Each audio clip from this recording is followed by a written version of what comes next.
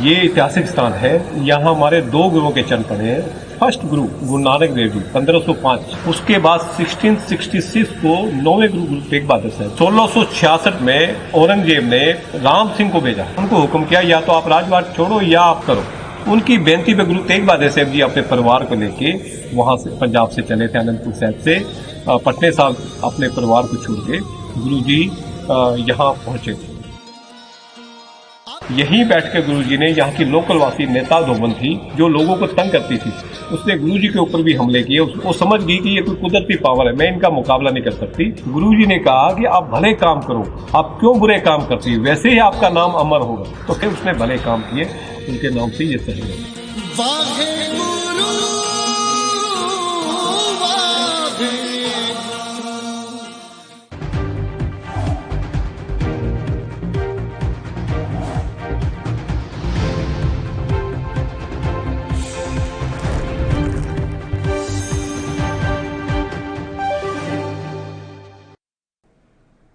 नमस्कार, स्वागत है आपके एनबी न्यूज में और मैं हूं आपके साथ मुस्कान। कोरोना के खिलाफ जारी लड़ाई में एक और बड़ा कदम उठाया गया है। आज डीसीजीआई यानी drugs controller general of India ने भारत बायोटेक की वैक्सीन को 2 से 18 साल के बच्चों पर ट्रायल को मंजूरी दे दी है।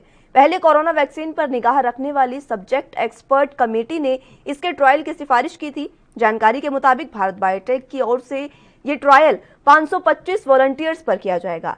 ये 2 से 18 साल के बच्चों पर किया जा रहा है। कोवैक्सीन के क्लिनिकल ट्रायल का ये फेज 2 और फेज 3 होगा। ट्रायल के दौरान पहली और दूसरी वैक्सीन का डोज 28 दिनों के अंतर पर दिया जाएगा। बता दें कि भारत में अभी कोरोना की दूसरी लहर का प्रकोप लगातार जारी है। इस लहर ने देश के स्वास्थ्य सिस्टम को झकझोर कर रख दिया है।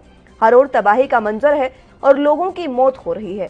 ऐसे में एक्सपर्ट्स ने चेतावनी दी है कि भारत में अभी कोरोना की तीसरी लहर भी आएगी और इसमें बच्चों को सबसे ज्यादा संक्रमित होने की आशंका उन्होंने जताई है। वैज्ञानिकों की चेतावनी के बाद सुप्रीम कोर्ट ने भी केंद्र सरकार से तीसरी लहर की तैयारियों के बारे में सवाल किया था।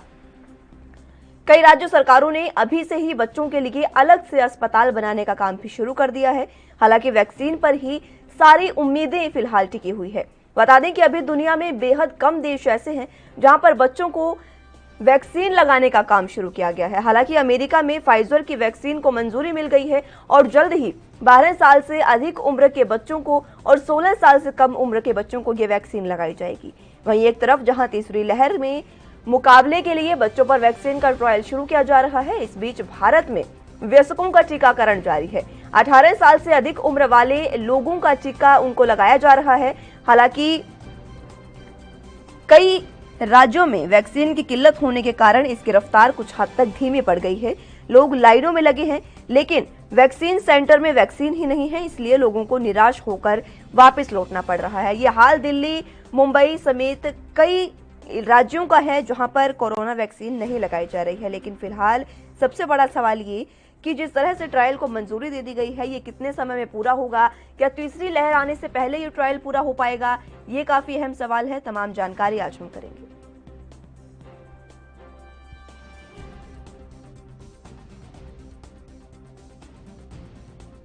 तो कोरोना के खिलाफ जारी लड़ाई में एक और बड़ा कदम भारत द्वारा उठाया गया है। हालांकि काफी देर से ये कदम उठाया गया है। ये समय है जब अमेरिका और कनाडा में फाइजर वैक्सीन को मंजूरी मिल गई है और अब वहां पर बच्चों को वैक्सीन लगाने का ट्रायल हो गया है उनका। लेकिन अब वैक्सीनेशन का काम बच्चों के लिए शुरू किया जाएगा। 12 से 16 साल तक के बच्चों को वैक्सीन लगाई जाएगी और इस समय में फिलहाल भारत ट्रायल के लिए आगे बढ़ रहा है। हालांकि काफी देर है, लेकिन फिर भी देर आए दुरुस्त आए की बात पर अगर गौर की जाए तो लगातार जिस तरह से वैक्सीन का ट्रायल की सिफारिश की गई है, ये काफी अहम है।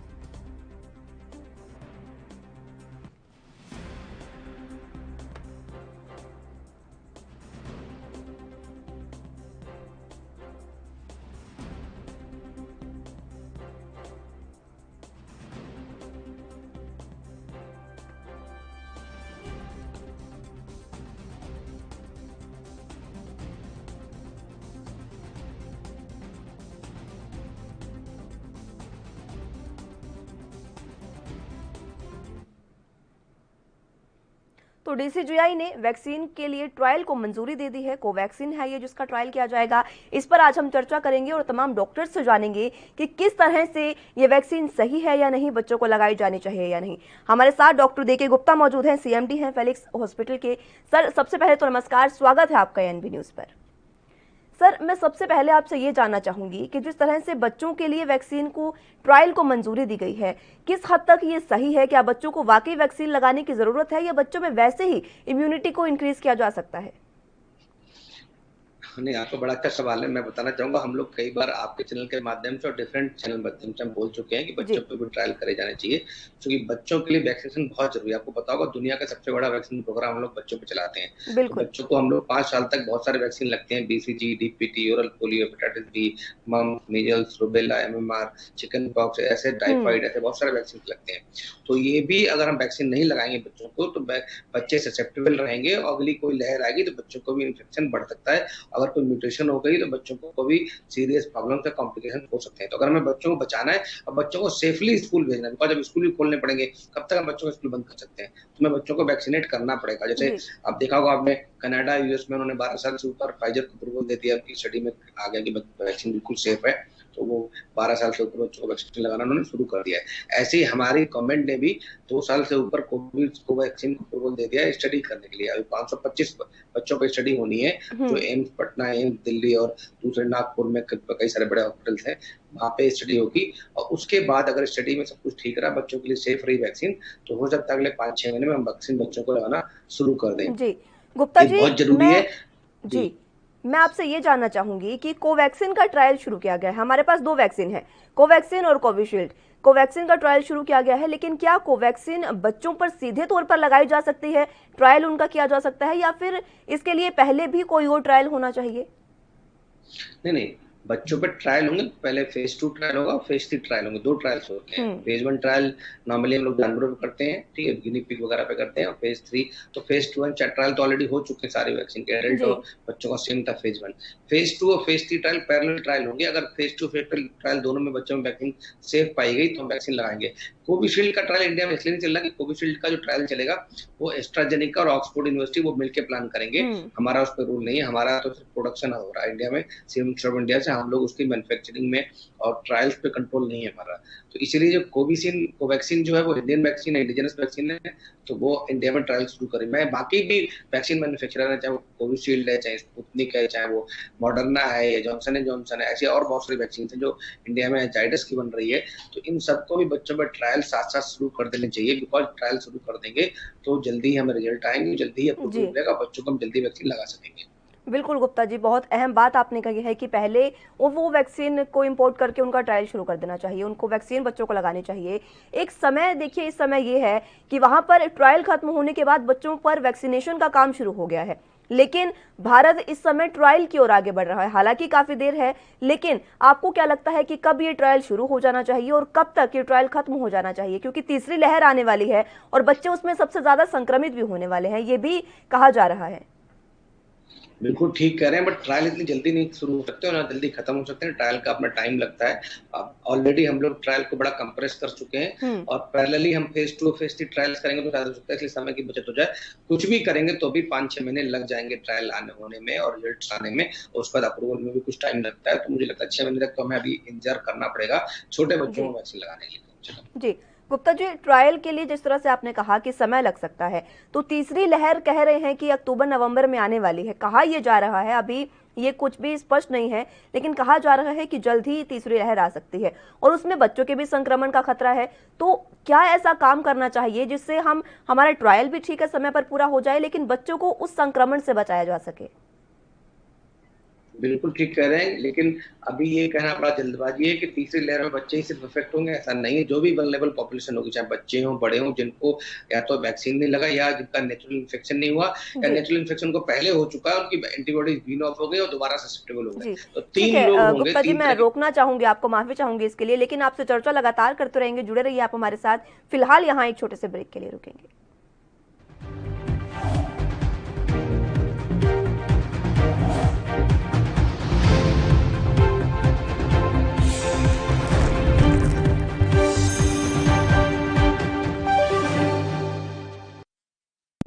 ਜੇਕਰ ਤੁਹਾਨੂੰ ਖੰਘ, ਜ਼ੁਕਾਮ ਜਾਂ ਬੁਖਾਰ ਦੇ ਲੱਛਣ ਨਜ਼ਰ ਆਉਂਦੇ ਨੇ ਤਾਂ ਆਪਣਾ ਕੋਰੋਨਾ ਟੈਸਟ ਜ਼ਰੂਰ ਕਰਵਾਓ ਅਤੇ ਤੁਰੰਤ ਆਪਣਾ ਇਲਾਜ ਕਰਵਾਓ। टीका लगाओ, परिवार बचाओ। पंजाब सरकार ਵੱਲੋਂ जनहित ਵਿੱਚ जारी।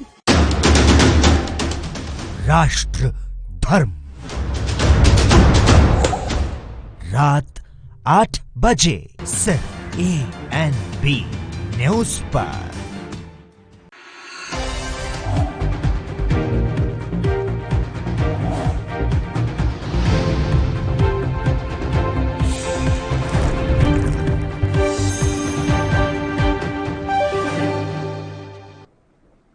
कोरोना से देश में कोहराम मचा है। लगातार हर ओर हाहाकार है, लोगों की मौतें हो रही है। तीसरी लहर का भी जता दिया गया है विशेषज्ञों द्वारा, लेकिन इसमें क्या कुछ आगे की रणनीति है सरकार की, इस पर भी हम बात कर रहे हैं। और डॉक्टर हमारे साथ मौजूद हैं, तमाम पैनल हमारे साथ मौजूद हैं, उनसे बातचीत करेंगे और लगातार उनसे जानेंगे कि क्या वाकई बच्चों में कोवैक्सीन या कोई दूसरी वैक्सीन आनी चाहिए। हालांकि फाइजर वैक्सीन आ गई है। हमारे साथ डॉक्टर मौजूद थे, डॉक्टर डी.के. गुप्ता जी। चलिए, तो हमारे साथ डॉक्टर विकास पांडे एमएस सर्जन है, ये भी जुड़ चुके हैं। विकास जी, स्वागत है आपका एनबी न्यूज पर।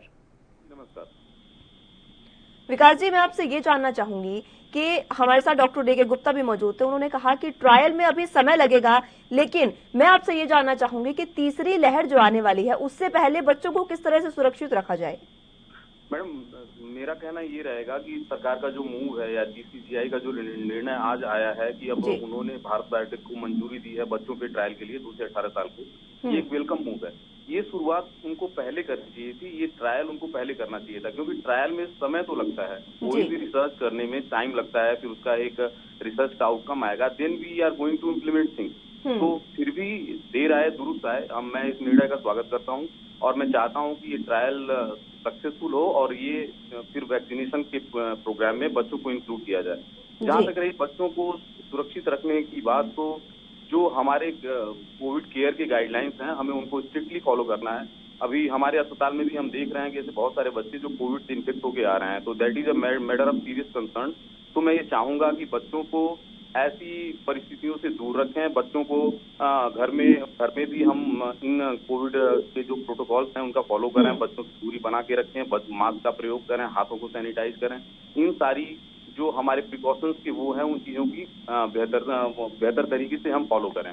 हम इसमें लापरवाही कर जाते हैं, इससे बच्चे भी आजकल इन्फेक्ट हो रहे हैं। तो इन चीजों को बचाया जा सकता है जब तक कि वैक्सीन नहीं आ जाती।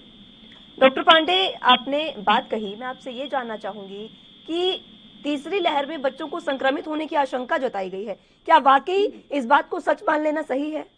बिल्कुल बिल्कुल बिल्कुल मैडम, कोई भी इन्फेक्ट हो सकता है। इनफैक्ट अभी भी बच्चे इन्फेक्ट होके आ रहे हैं। तो अगर ऐसी तीसरी लहर की संभावना जो जताई जा रही है, ऐसा होता है, तो बच्चों के भी पूर्णतया इन्फेक्ट होने की पूर्णतया संभावना है। तो हमें इन चीजों से बचा के रखना है, हमें सावधानियां बरतनी है और अपने आप को, सरकार को इस लेवल पे अपनी तैयारी पूरी करनी है। जी, डॉक्टर अशोक डी.के. गुप्ता, माफ कीजिएगा, हमारे साथ मौजूद हैं।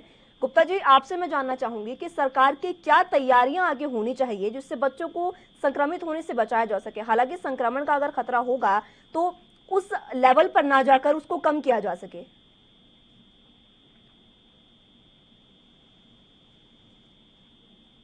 और बच्चों को वैक्सीनेट नहीं भी कर सकते हैं तो भी अगर हम बड़ों को वैक्सीन कर दें, 70 से 80% लोगों को वैक्सीनेट कर दें, तो बच्चे अपने आप बच जाएंगे। मतलब हमें हार्ड इम्यूनिटी के लिए 70 से 80% लोगों को वैक्सीनेट करना पड़ता है। तो रफली 30% और 40% लोग तो इन्फेक्ट हो चुके हैं। बाकी 40% जो अगर हमने और लोगों को वैक्सीनेट कर दिया अगले 6 महीने में, तो हम बच्चों को बचा सकते हैं थर्ड वेव से। तीसरी बात, बच्चों को अगर हमें बचाना है तो सरकार को करना चाहिए कि जितने भी बड़े डिस्ट्रिक्ट हॉस्पिटल्स हैं, जो प्राइवेट हॉस्पिटल्स हैं, उन सब में पीडियाट्रिक इंटेंसिव केयर यूनिट पर ध्यान देना चाहिए, पीडियाट्रिक वार्ड बनाने चाहिए। बच्चों को दूसरी जो वैक्सीनेशन लग रही है उनको रोकना नहीं चाहिए। कि हमें पता है कोविड की वजह से बहुत सारे बच्चों की दूसरी जो रूटीन वैक्सीनेशन थी वो कहीं डिले हो गई, लेट हो गई, उससे भी हमें इम्यूनिटी मिलती है, क्रॉस इम्यूनिटी मिलती है। तो उसको हमें जो यूनिवर्सल इम्यूनेशन प्रोग्राम बच्चों के लिए चल रहा है उसको रोकना नहीं चाहिए, उसको दोबारा तेजी करनी चाहिए। रोक रही हूँ, लेकिन अभी आपको रोकना चाहूंगी। सीधे सीएम योगी की लाइव तस्वीरें आपको दिखा रहे हैं, वो अपना संबोधन दे रहे हैं, क्या कुछ कह रहे हैं हम वो ये सुनाते हैं आपको। कोरोना के एक्टिव केसेस की संख्या हम देखेंगे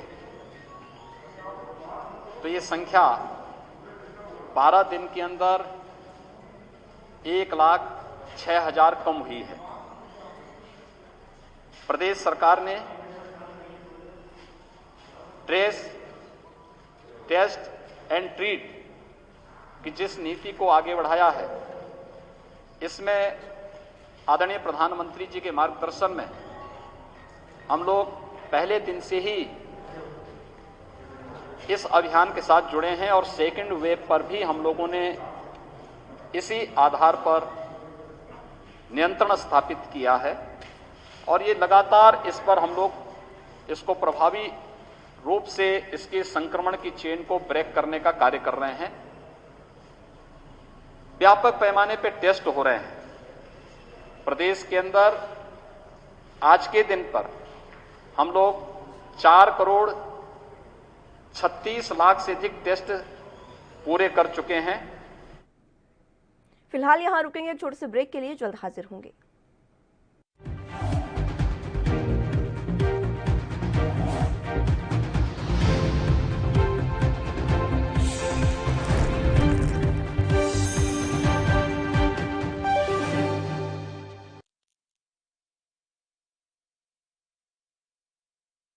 गुरु तेग बहादुर सिमरिए।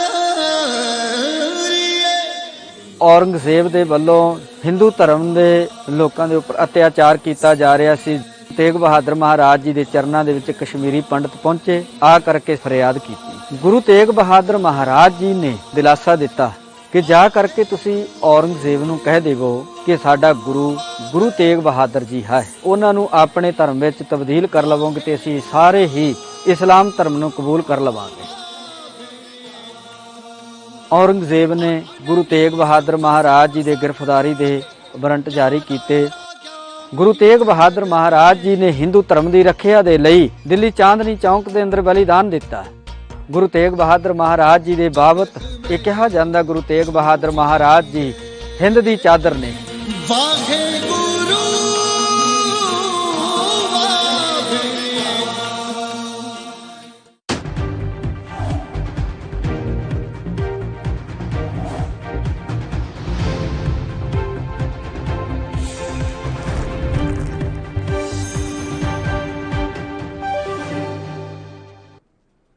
चलिए सीधे आपको अलीगढ़ लिए चलते हैं, जहां पर सीएम योगी आदित्यनाथ संबोधन दे रहे हैं। प्रदेश के अंदर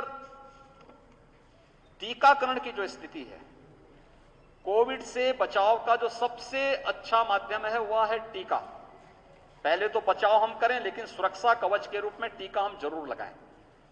और टीका के लिए अब तक प्रदेश ने 1,43,00,000 टीके लगाए हैं 45 प्लस के लोगों को और 2,65,745 टीके लगे हैं 18 से 45 वर्ष की उम्र के लोगों को प्रदेश में अब तक लगाए हैं।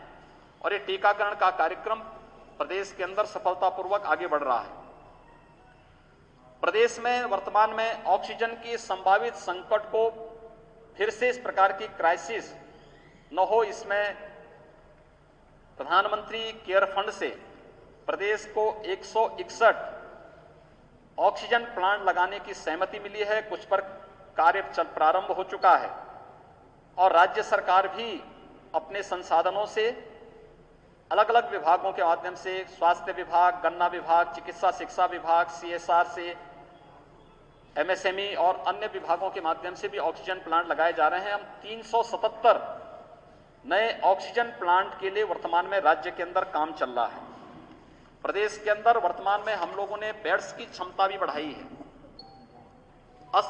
L2, L3 फैसिलिटी के हमारे पास इस समय बेड्स की संख्या 80,000 के आसपास है और हम लोग निरंतर इसमें वृद्धि कर रहे हैं। हमारा प्रयास है कि थर्ड वेव की जो आशंका व्यक्त की जा रही है, यद्यपि सेकंड वेव में भी आशंका व्यक्त की थी कि उत्तर प्रदेश में प्रतिदिन 5 से 10 मई के बीच में 1 लाख कोविड पॉजिटिव के केस प्रतिदिन आएंगे, लेकिन आज 12 मई है। 12 मई को उत्तर प्रदेश के अंदर कुल 17,000 पॉजिटिव केस आए हैं। हम लोगों ने उन आशंकाओं को निर्मूल साबित किया है, लेकिन लापरवाही और सतर्कता लापरवाही हमेशा छोड़नी पड़ेगी और सतर्कता हमेशा बनी रखनी पड़ेगी। इसी दिशा से हम लोग थर्ड वेव की भी आशंका को ध्यान में रखते हुए अभी से हम लोगों ने इसकी तैयारी भी एक अलग से टीम लगा करके प्रारंभ कर दी है कि पीडियाट्रिक्स के आईसीयू का निर्माण अभी से हर जनपद में प्रारंभ हो, उनकी ट्रेनिंग के कार्यक्रम हो। पोस्ट कोविड का जो एक इफेक्ट देखने को मिला है ब्लैक फंगस के रूप में, इसकी ट्रेनिंग और इसके उपचार की प्रॉपर व्यवस्था हम लोगों ने लखनऊ से प्रारंभ कर दी और 1-2 दिन के अंदर हमारे एक जनपद में इसके बारे में वर्चुअली इसका सेमिनार करके इस कार्यक्रम को आगे बढ़ाने वाले हैं और इन चीजों को तेजी के साथ आगे इस कार्यक्रम को आगे बढ़ाने की प्रक्रिया हमारी चल रही है। हम लोगों ने जो हमारे बड़े मेडिकल कॉलेजेज हैं, बड़े हॉस्पिटल हैं, वहां पे एलएमओ प्लांट या एयर सेपरेटर प्लांट ऑक्सीजन आपूर्ति के लिए लगाए हैं। लेकिन जो दूर दराज के जो हमारे सीएससी हैं उनमें भी ऑक्सीजन की आवश्यकता लोगों को पड़े, इसके लिए 20,000 से अधिक हम लोगों ने अब तक ऑक्सीजन कंसंट्रेटर पूरे प्रदेश के अंदर उपलब्ध करवाए हैं। ये ऑक्सीजन कंसंट्रेटर ऑक्सीजन की आपूर्ति वहां पर आराम से 5 घंटे ऑटोमेटिक वो चलते हैं, एटमॉस्फेयर से ही वे ऑक्सीजन लेते हैं, उसके माध्यम से इसको चलाने का काम कर रहे हैं और सफलतापूर्वक ये प्रदेश के अंदर संचालित हैं। अलीगढ़ मंडल में आज मैं आया हूं। अलीगढ़ मंडल में यहां पर एक्टिव केस की संख्या अब कम होती जा रही है। पिछले एक सप्ताह में यहां पे लगभग 200 से अधिक एक्टिव केस कम हुए हैं। पॉजिटिविटी रेट में निरंतर गिरावट है। अगर ओवरऑल कमिश्नरी का हम देखेंगे तो यह पहले 20% के आसपास थी, अब यह घट करके 5% के आसपास है और हमारा प्रयास है कि इस पॉजिटिविटी रेट को और भी कम लाने के लिए इसके लिए हर एक जनपद को टेस्ट बढ़ाने के लिए कहा गया है। प्रदेश में ऑक्सीजन की आपूर्ति की व्यवस्था सुनिश्चित करने की पूरी व्यवस्था की जा रही है। इसमें ऑक्सीजन के टैंकर भेजे जा रहे हैं, लिक्विड मेडिकल ऑक्सीजन निरंतरता इसमें बनी रहे इन कार्यों को। और मुझे यहां पर देख करके इस बात की प्रसन्नता है कि ऑक्सीजन कंसंट्रेटर के निर्माण की कार्रवाई अलीगढ़ में प्रारंभ भी हो रही है, उसका ट्रायल चल रहा है और सफलतापूर्वक ट्रायल होने के बाद अलीगढ़ में उसके कार्यक्रम को हम आगे बढ़ा सकते हैं। इस मंडल में 161 वेंटिलेटर वर्तमान में उपलब्ध हैं जो फंक्शनल हैं। मंडल में ऑक्सीजन के भी 246 कंसंट्रेटर वर्तमान में उपलब्ध हैं। इस मंडल में 14 नए ऑक्सीजन प्लांट स्वीकृत किए गए हैं, जिनमें 3 को क्रियाशील किया जा चुका है, शेष को क्रियाशील करने की तैयारी यहां पे चल रही है। मंडल में अब तक 4,13,280 45+ के लोगों को टीका लगाया जा चुका है और जिन 18 जनपदों में हमारे 18+ के लोगों को टीकाकरण की कार्रवाई प्रारंभ हुई है उनमें अलीगढ़ भी है। अलीगढ़ में जनपद में 5,721 लोगों को अब तक 18+ के उन सभी युवाओं को भी टीका लगाया जा चुका है। मंडल में वर्तमान में 85 एम्बुलेंस डेडिकेटेड कोविड कार्य के लिए लगी हुई हैं और यहां पर इस बात के लिए प्रशासन से कहा गया है कि 108 की 75% तक एम्बुलेंस को आप कोविड कार्य के लिए लगा सकते हैं। हर जनपद में महिला और बच्चों के लिए एक डेडिकेटेड हॉस्पिटल अलग से बनाए। इसके अलावा यह भी व्यवस्था की गई है कि नॉन कोविड पेशेंट को और कोविड पेशेंट के लिए टेली कंसल्टेशन की सुविधा और उनके लिए नॉन कोविड पेशेंट के लिए हर जनपद में जो गंभीर रोगी हैं उनके लिए अलग से उपचार की व्यवस्था भी हर एक जनपद में हो। जो जीवन रक्षक दवाओं की आपूर्ति की कार्रवाई भी यहां पर प्रारंभ की जा रही है। आज मैं यहां पर एएमयू में हम लोगों ने यहां पर समीक्षा इन सब बातों को लेकर के की है, जिसमें 4 अलीगढ़ मंडल यहां पे प्रत्यक्षता यहाँ के जनप्रतिनिधि थे। शेष अन्य जनपदों में वर्चुअली मैं जुड़ा था। वे सभी लोग अपनी बातों को उनसे मैंने यहाँ पर अपनी बातों को उन्होंने बताया, मैंने उनके साथ शेयर किया।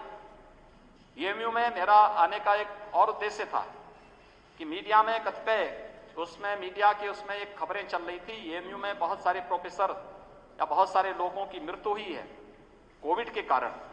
मैंने कल और परसों दोनों दिन एएमयू के वीसी साहब से भी चर्चा की थी और उन्होंने मुझे इस बारे में बताया कि हाँ, एएमयू में यहाँ पर 16 ऐसे लोग हैं जिनकी कोविड से मौत हुई है, जिनमें 10 की यहाँ हुई, 4 की अलग अलग स्थानों पर हुई और 2 दिल्ली में जिनकी मौत हुई थी।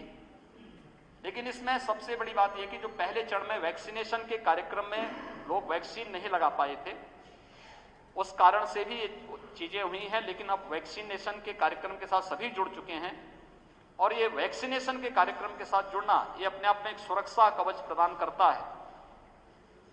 यहां पर ऑक्सीजन की आपूर्ति के लिए उन्होंने डिमांड की थी, राज्य सरकार ने उन्हें ऑक्सीजन आपूर्ति एलएमओ कल से प्रारंभ कर दी है और भी हमने उनको कहा है कि जो भी अन्य आवश्यक संसाधन और सुविधाओं की आवश्यकता पड़ेगी, लोकल एडमिनिस्ट्रेशन, एएमयू प्रशासन, जनप्रतिनिधि मिलकर के इस कार्यक्रम को तेजी के साथ आगे बढ़ाने का कार्य करें। एक एक व्यक्ति का जीवन अमूल्य है। इस समय मानवीय संवेदना सबसे महत्वपूर्ण है। हर एक पीड़ित के प्रति हमारी संवेदना होनी चाहिए और उसको हम संवेदनशील तरीके से बचाने का कार्य कर सकें, यह आज की सबसे बड़ी आवश्यकता है। और मैं अभिनंदन करूंगा अपने सभी हेल्थ वर्कर्स का, उन सभी कोरोना वॉरियर्स का जो इस कार्य के साथ मजबूती के साथ जुड़े हुए हैं और एक एक व्यक्ति के जीवन को बचाने का कार्य कर रहे हैं। मेरी आप सबसे भी अपील है कि बचाव सर्वोत्तम उपाय है, लेकिन अगर कहीं किसी में कोई लक्षण है, किसी को आशंका हो, तत्काल जांच करवाएं। जांच कराने से भागे ना। देखिए, बीमारी को छुपाने से बीमारी समाप्त नहीं हो जाती, वो विकराल रूप धारण करती है। इसलिए आपके पास हमने एक सिस्टम बनाने का प्रयास किया है। हम एक महामारी से लड़ रहे हैं, इसलिए बीमारी को छुपाए ना, बताएं। सरकार हर प्रकार की सुविधा दे रही है, वैक्सीन फ्री दे रही है, दवा फ्री कर रही है, सब कुछ फ्री कर रही है, भारत सरकार पूरा सपोर्ट कर रही है। इसमें बीमारी को छुपाने से अच्छा उपचार कराने में तत्काल आगे आए और जो भी गाइडलाइन उसका पालन करें। प्रत्येक नागरिक इस बात को ध्यान में दें कि कहीं भी कोई ऐसी स्थिति ना आने पाए जहां पर कहीं संक्रमण की चेन स्प्रेड होती हो। इसको ब्रेक किए जाने की आवश्यकता है। इसलिए मेरी सबसे अपील है कि हम, और खासतौर पर मीडिया के माध्यम से, हम पब्लिक में अवेयरनेस पैदा करें। हाई रिस्क कैटेगरी के लोग, यानी 60 साल से ऊपर, 10 वर्ष से छोटी उम्र के लोग, बच्चे, गर्भवती महिलाएं, गंभीर रोग से ग्रसित कोई भी व्यक्ति या कम इम्यूनिटी के व्यक्ति, ये लोग घर के बाहर न निकलें, घर में भी मास्क लगाएं। दूसरा, हम इस चीज का पालन करें कि अगर किसी भी व्यक्ति को बाहर निकलना आवश्यक हो, सामान्य नागरिकों को भी, वे मास्क जरूर पहने। कोई चीज का लेन देन कर रहे हैं तो उन स्थितियों में हम लोग ग्लव्स जरूर पहने या सैनिटाइजर से हाथ जरूर साफ करें और पूरी सतर्कता के साथ इस कार्यक्रम के साथ जुड़ें। ये टीम वर्क ही रिजल्ट देगी और ये टीम वर्क ने ही ये रिजल्ट दिया है। उत्तर प्रदेश की निगरानी समिति और आरआरटी के द्वारा जो कार्य प्रारंभ हुआ है,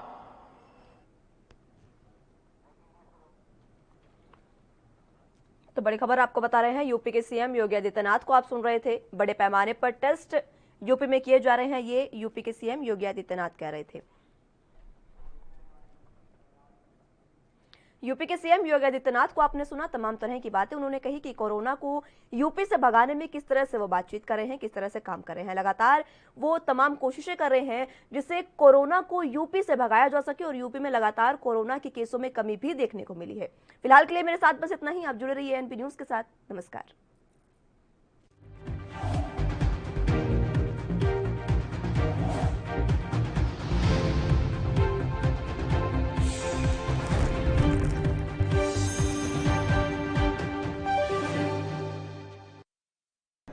यात्रीगण कृपया ध्यान दें, ANB express news on wheels, Tata sky, Airtel, Facebook page, Instagram, Jio TV, Google play, YouTube और ऐप स्टोर पर रात 9 बजे ANB न्यूज पर आ रही है। धन्यवाद।